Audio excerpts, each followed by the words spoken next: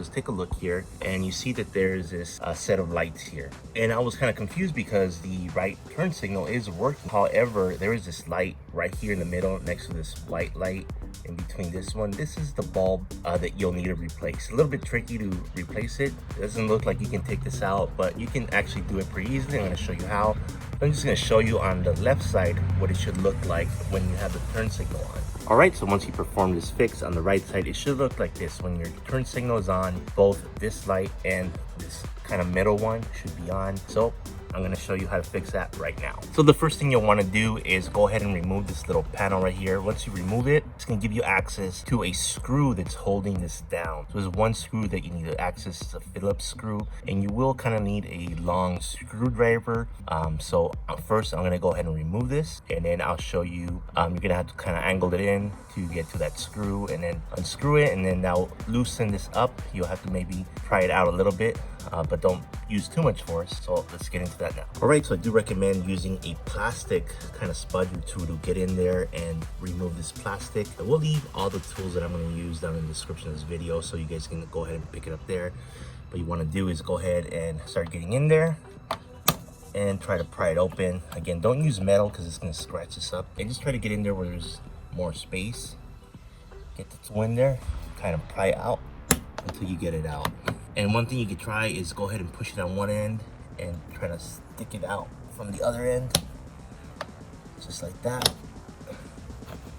Give you more leverage in there. Now again, I don't recommend using metal, but if you get enough space in there, you can kind of stick this in and it won't scratch the outside.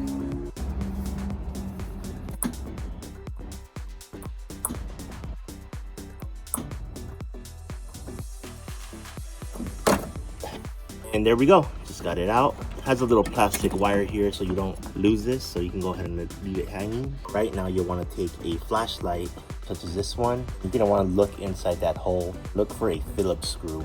It might be at an angle kind of upwards. So alright, so I'm going to show you guys exactly where the screw is. You're going to want to point your flashlight upwards, and you're going to see up there is a screw there, and you'll see the screw surrounded by plastic, which is either red or orange color. Can't tell from this angle. Take a look.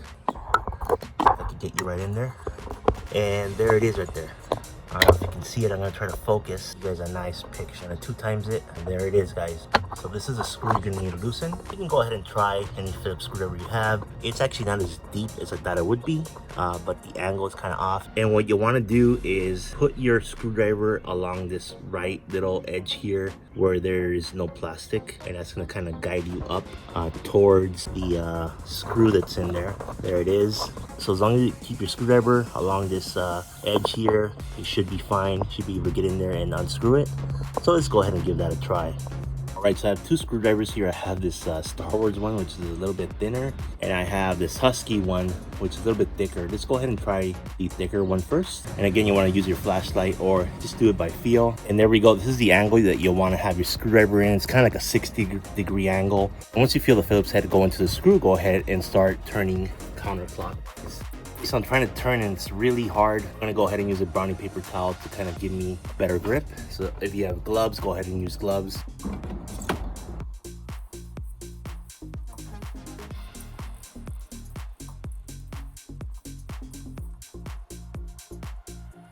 There we go. I just need that extra little leverage and turn clockwise as much as I can.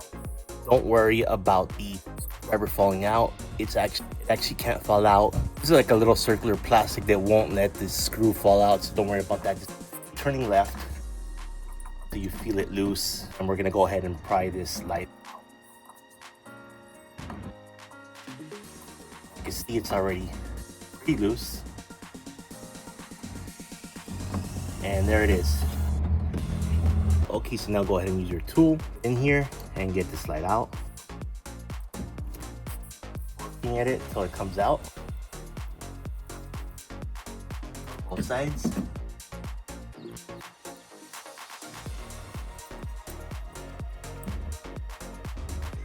And there we go, easy as that, guys. See, I tell you it wouldn't be that hard. And just to show you guys here, this is the screw that I loosened. It's right there, and as you can see, push it from behind, it can't come out. Actually enclosed in this plastic.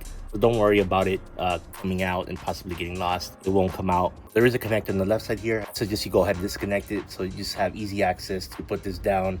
Go ahead and change the bulb here. All right, once you have your rear panel light out, you're gonna go ahead and hold it and remove the light bulb you need to replace. Be this one right here. So go ahead and just create some slack here on this wiring and turn counterclockwise. You'll see it'll just pop right up. And here is the culprit, you guys. It's a burnt bulb. Go ahead and look down in the description. I will have a link to a replacement bulb for this. Order it and get it right away. So I'm gonna go ahead and replace this and put everything back. Alright, to remove the bulb is actually pretty simple. You're gonna want to push into the light bulb and then twist counterclockwise. So let's go ahead and do that now. I'm gonna push in and counterclockwise.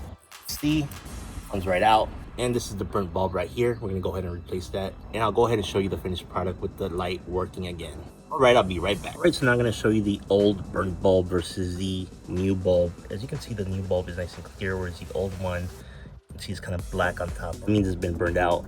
So we're gonna go ahead and install the new bulb on the right here. So let's get right to it. So as you guys can see on the bulb here, it has a little nub. You're gonna wanna insert the nub into the little groove on the light socket there.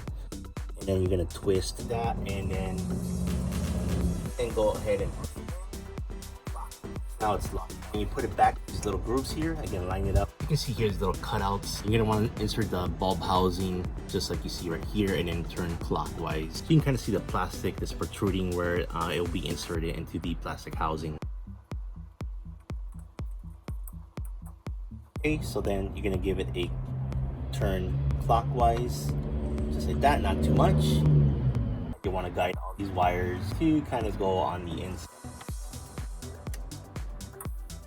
Once all the wires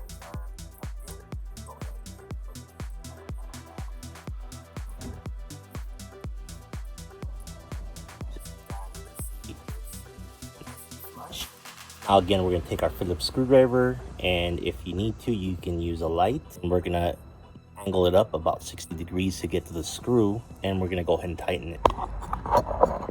And there it is right there, surrounded by the orange plastic.